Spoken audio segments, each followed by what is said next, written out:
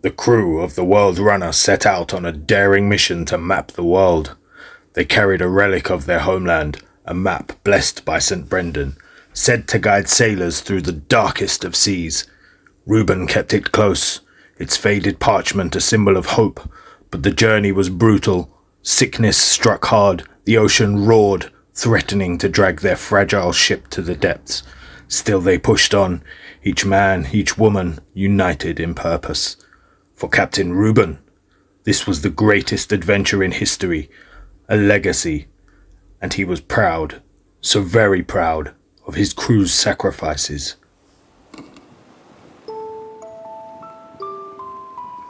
They sailed from England, charting the European Isles, the Mediterranean, the Americas, Africa. Now, they had ventured into uncharted waters, naming the last stretch Asia after Ruben's beloved and devoted wife. The world felt endless, vast beyond imagining. Thousands of miles from home they felt small, so small against the sea and the sky. This was their final push. Victory was close. Thomas, Ruben's second in command, was a man of ambition, handsome, strong, and with a swagger that turned heads back home. He dreamed of fame. Not everyone liked his ego, but Rueben did. Thomas was a fine sailor, a damn fine sailor. Just days ago, during a rare calm, Thomas raised a flask, grinning at Rueben. "To Asia! The continent, not the lady, ha ha ha ha," he said, their old toast. Rueben smirked, clinking his own flask. "Careful, Harrow, she'd have your hide for that." Nearby, old Ben muttered over a small charm, a shell he'd always kiss before a storm, claiming it kept the sea gods at bay. Young William snickered. "Superstition won't save us, old man." Ben glared. "Laugh now, boy. You'll see." Weeks passed with no land in sight. The crew grew restless. Then, a storm brewed. It started slow. A whisper of wind. A spatter of rain that tasted like ash on their tongues. The crew grimaced, unsettled. Then the storm roared to life. A frenzied tempest. Lightning flashed in strange patterns, almost like a dance, as waves crashed against the World Runner. Rueben gripped the helm, watching in horror as the other ships flailed in the ocean. Some were swallowed whole, masts snapping, men screaming, lost to the depths. Doubt clawed at Ruben's mind. "Is this worth it?" he whispered to himself. "All these lives, for a map? Women, children, great men, gone, for my selfish dream?" His thoughts drifted to old Ben. Months ago, Ben had begged him to turn back. "These seas are cursed," he'd warned, voice trembling. Rueben ignored him. Ben died in a storm soon after. Was this Ruben's fault? "No," he told himself, shaking his head. "This is for the greater good. This will be history." Thomas's voice cut through the storm. "Captain, the crew's panicking. The storm is out of control. What's our next move? What do I tell them?" Rueben froze. For the first time, he had no plan, but he couldn't show it. "We faced worse, Thomas," he said, forcing steel into his voice. "You're the best navigator I know. You'll find a way through. You direct, I'll steer, like always. You're an egotistical bastard, but you're a damn fine sailor. Now get us through." Thomas nodded, a flicker of relief in his eyes. He turned to the crew, shouting orders, and then the storm stopped. The wind died, the rain faded, the waves calmed.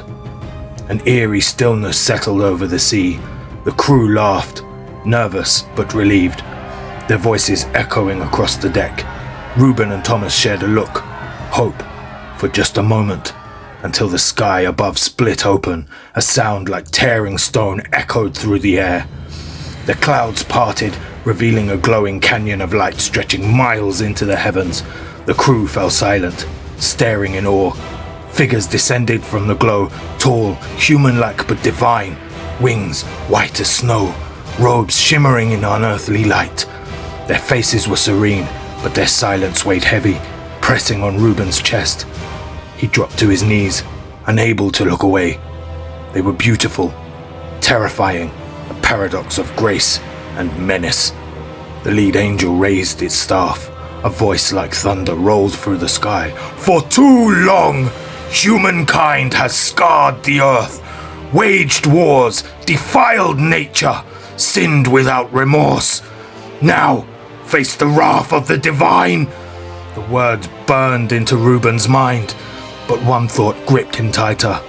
This was his punishment, his alone.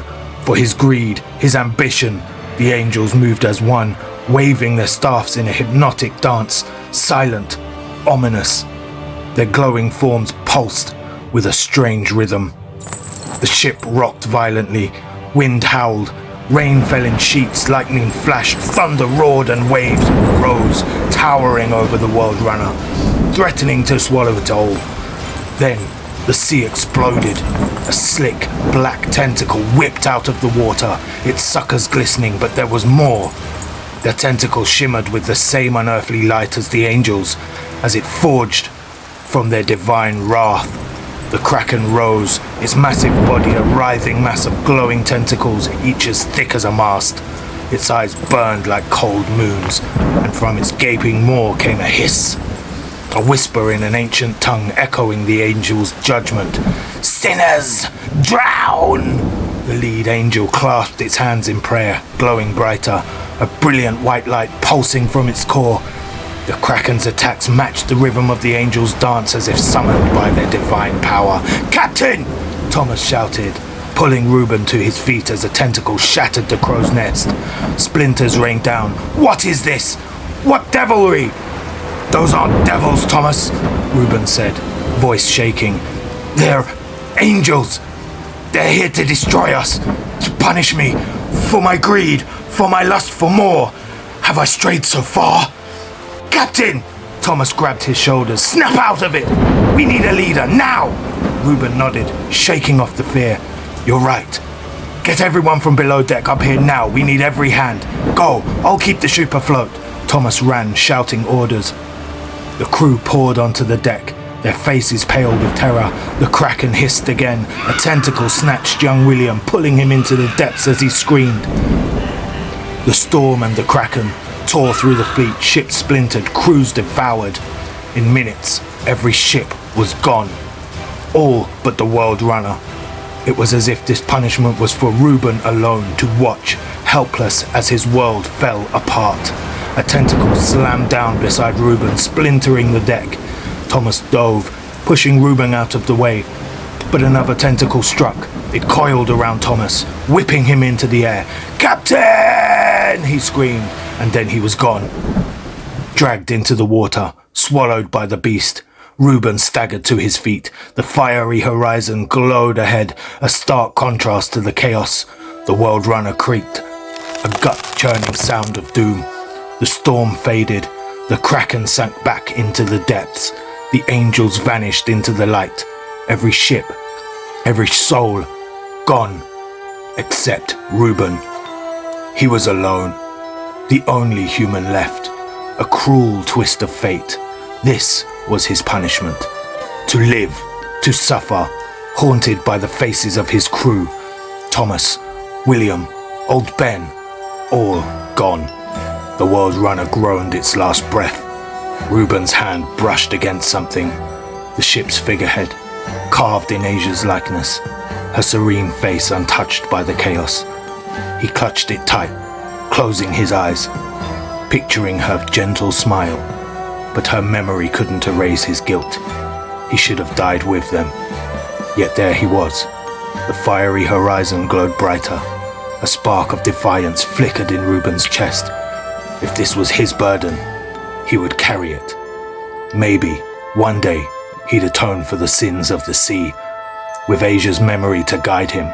For now, he drifted on the wreckage, alone in an empty world, the echoes of divine retribution ringing in his ears.